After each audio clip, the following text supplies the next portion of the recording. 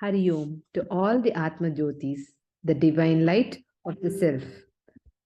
Today, I'm going to narrate an interesting story about how our life has made us to think and how we have to actually think.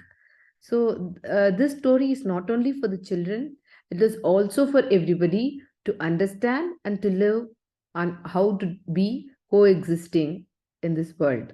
So, let us quickly move into the story. This story is about a farmer.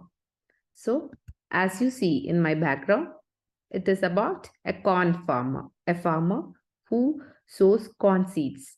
There was a farmer who grew superior quality seeds, corn. He used to have the corn seeds which had a good quality, because of which he that used to yield an award-winning corn. Each year, he entered his corn in the state fair. He won honors and prizes for the corn that he used to harvest. One year, a newspaper reporter interviewed him and learned something interesting about how he grew it. The reporter discovered that the farmer shared his corn seed with his neighbors.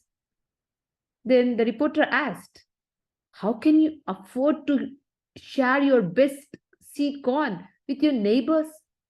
When they are entering corn in competition with yours each year, how can you do that? Please respond, sir.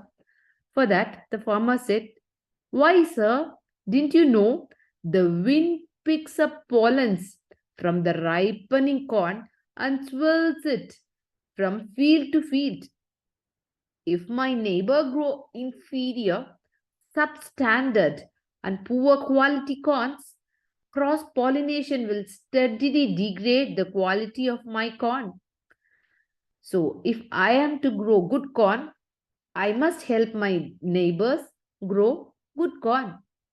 So, the newspaper reporter understood that how it is only not depending upon us, it is also depending upon the whole nature and the society. So, the nature itself is such a way that it is devised that everybody should coexist and live together cordially. So, we live in a world of competition. In their struggle of survival, people are not willing to share their knowledge with others, as they crave for their own name, fame, wealth, etc. But as the saying goes, man is not on an island. Krishna has made this creation in such a manner that all living entities have to coexist and cooperate with each other for the smooth survival. Without understanding this truth, when we try to compete among ourselves, we fail for sure. So, do you want to fail? No. So, what you have to do? You should coexist with others, help others, and make the whole society move up along with you. If one of the fields of a truck chooses not to cooperate with the other field, the truck cannot move smoothly. So, if one of the limbs of our body decides to go for tools down policy, then the functionality of the whole body is affected. So, the farmer gave a superb insight into the connectedness of the life. His corn cannot improve unless his neighbor's corn also improves. So it is in other dimensions. So those who choose to be at harmony must help their neighbors, or the friends, or the colleagues to be at peace. Those who choose to live well must help others to live as well. For the value of life is measured by the lives it touches. So, by the mercy of the Guru and the Lord, we have got the gift of this, the Lord principle in this lifetime. So, instead of just relishing this bliss all alone by ourselves, it becomes our utmost responsibility to share the same with other living entities as well. Indeed, when we endeavor to preach the message to others, we not only help them to improve the way of life, but ultimately it will purify our own self. So do not be greedy. Do not think that only I have to win. Only if you all together grow high, the society will grow high, and it will help you also to understand how the nature works.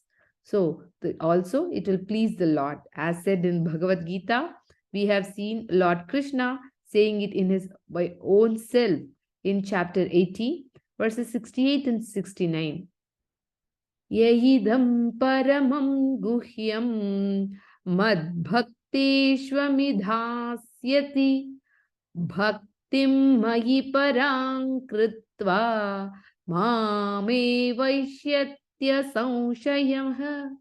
Similarly, it is continuing with verse 69. Na chatasman manushyeshu kaschin me priyakritamaha bhavita na cha me tasmad anya priyataro bhuvi. So, here in these verses, Lord Krishna confirms us that among all the devotees who teach the knowledge with the greatest act of love and not for pride, they will undoubtedly be his devotee, and they will definitely reach the God. And no human being is much more loving and servicing than the person who teaches this knowledge of God to others. So, similarly, whatever knowledge we have, so we need to know to share it with others, so that and not to keep it only to you. This It's not necessarily the big knowledge. So whatever you know, if others do not know, don't have inhibitions. Give Try to make it to everybody. So that is the pure devotional service. So there are so many living entities suffering in this world, ignorant of all this, without the love, without the devotion, without the sacrifice, without knowing all this. There are so many fights and so many other grudges which we have with others. Instead, give it all up and try to coexist with other. Give this knowledge to others also, by the mercy of the Guru and the Lord. Let us all sincerely endeavor to share the same with as many souls as we can. Thereby, it will purify our existence, and it will also help others to purify that themselves. Thank you. Hari Om.